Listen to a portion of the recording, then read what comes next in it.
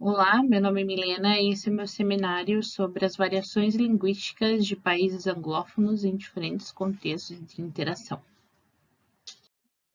Esse é o sumário com todos os tópicos a serem abordados durante o seminário. Word Englishes, diferença entre países anglófonos, textos multimodais, características de textos jornalísticos e publicitários, aspectos linguísticos e multimodais dos anúncios, análise de títulos de textos jornalísticos, marcas linguístico-discursivas e multimodais de textos jornalísticos e referências. A língua inglesa é uma língua falada em todo o mundo e é considerada uma língua global, pois através dela se é usada para trabalho, ciências e política. Muitos devem achar que esse inglês falado mundialmente seria o inglês padrão falado na Inglaterra e Estados Unidos, pois sua língua nativa é o inglês. Mas não é essa a realidade. Muitos países da África e da Ásia possuem a sua variação em inglês, que são os Word Englishes. Kashuru categorizou o uso da língua em 3 círculos concêntricos. Sendo o círculo interno representando o inglês mais tradicional, como Reino Unido, Canadá, Estados Unidos, Nova Zelândia e Austrália, o círculo externo seriam os países que tiveram um grande período de colonização pelos países do primeiro, que incluem Nigéria, África do Sul, Singapura e Índia, e o círculo de expansão são os outros países que não tiveram os mesmos efeitos que o círculo central, mas usam o inglês para relações de mercados e propósitos internacionais, como políticas.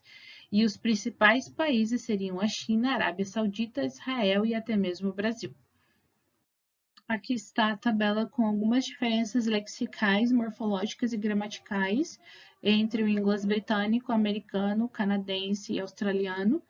As diferenças lexicais temos como exemplo chemist, que seria uma palavra para farmácia em português, utilizada no inglês britânico e australiano, drugstore para o inglês americano e pharmacy para o inglês canadense. O mesmo ocorre para pavement, que seria calçada em português. Então, pavement é utilizado no inglês britânico, sidewalk para o inglês americano e canadense e footpath para o inglês australiano. Temos também diferenças morfológicas, como center, center, color, color, grandes diferenças morfológicas entre as palavras que variam do britânico para o americano. E também temos as diferenças gramaticais, como o uso do verbo forgot no britânico e forgotten no americano. Forgot também é utilizado no australiano. E o uso do shall para o inglês britânico em vez de should, que também é muito comum no inglês americano. Sobre os textos multimodais, uma das características da contemporaneidade é a propagação e acesso de novas tecnologias e, com isso, o surgimento de novas maneiras de produzir conteúdo, seja ele visual, textual ou oral, ou a combinação dos três. Uma nova modalidade de linguagem seria os textos multimodais, permitindo inúmeras maneiras de combinar textos, fontes, cores, tamanhos, figuras, imagens e formatos, permitindo novas formas e novas maneiras de ler. Ainda sobre os textos multimodais, hoje em dia, em qualquer forma de produção linguística, é um tipo de texto, uma conversa no telefone, um livro, uma história em quadrinho, um documentário, tudo que envolva palavras e gestos, palavras e entonações, sorrisos, animações, até mesmo apenas produções textuais são consideradas multimodais pela liberdade de ter fontes e cores diferenciadas ou um negrito para destacar uma parte importante. E o leitor que dará o sentido ao texto se envolvendo em novas maneiras de leituras verbais e visuais. Sobre as características de textos jornalísticos, eles são textos apresentados por jornais, revistas, podcasts, rádio e televisão com o intuito de comunicar e informar sobre algo. São os principais meios de comunicação da massa.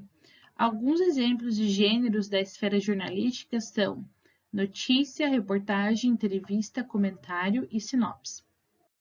Agora falando sobre as características de textos publicitários, eles são textos veiculados em campanhas publicitárias e seu intuito principal é de convencer o leitor da compra de um determinado produto. Esse texto pode ser visual, oral ou escrito. Na esfera publicitária, temos os anúncios, jingles e campanhas.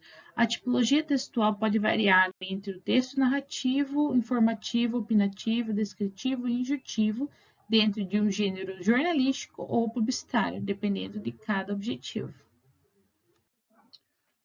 Falando um pouco sobre os aspectos linguísticos e multimodais dos anúncios, dentre os anúncios analisados sobre as wildfires, todos contam com elementos semióticos relacionados ao fogo, e a paleta de cores utilizadas são as cores quentes, como vermelho, laranja e amarelo.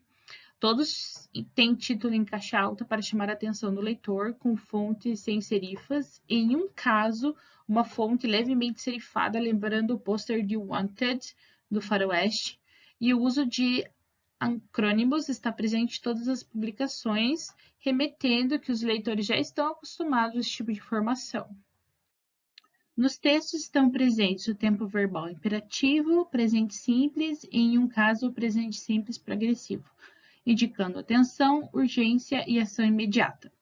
Em algumas publicações constam texto multimodal informativo, listando passo a passo de medidas a serem tomadas caso o perigo iminente.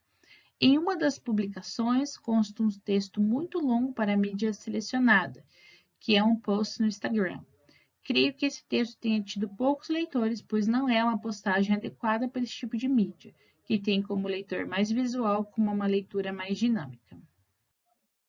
Ao analisar os websites, percebi o emprego do presente simples, voz passiva e o infinitivo para os títulos de notícias.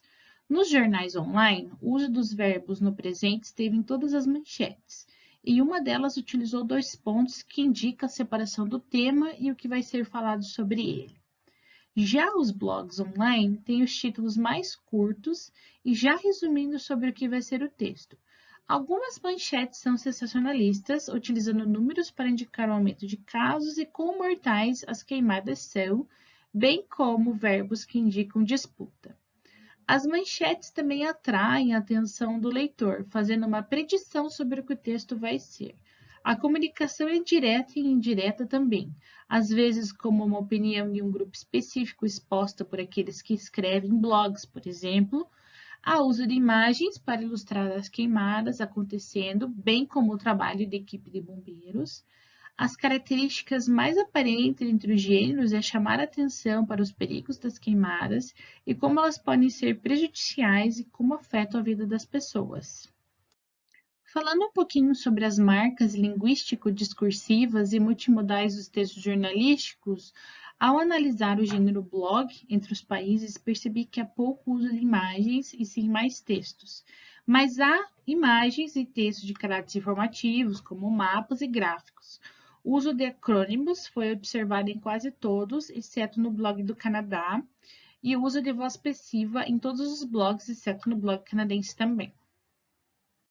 Já nos websites, percebi a diferença ao fazer referência às wildfires. No site britânico, estava como wildfire, australiano como bushfires, canadense apenas como fire e o americano como wildland fire. Em todos os sites, eles utilizaram imagens para ilustrar o texto, não há uso de acrônimos, as imagens são impactantes para chamar a atenção ao perigo e o uso do imperativo para alertar e registrar o impacto que o fogo causa na vida das pessoas. Nos sites de jornais, as manchetes trazem alguma palavra para chamar a atenção, como deadly, biggest, victims, troops e tackle, que indicam ação, grandiosidade e perigo. As imagens são impactantes e os textos são na voz passiva e procuram difundir dados registrados sobre as consequências das wildfires. Aqui estão alguns links utilizados para fazer esse trabalho e análise das manchetes dos países anglófonos e também os textos multimodais sobre as wildfires. Thank you so much for watching and see you soon.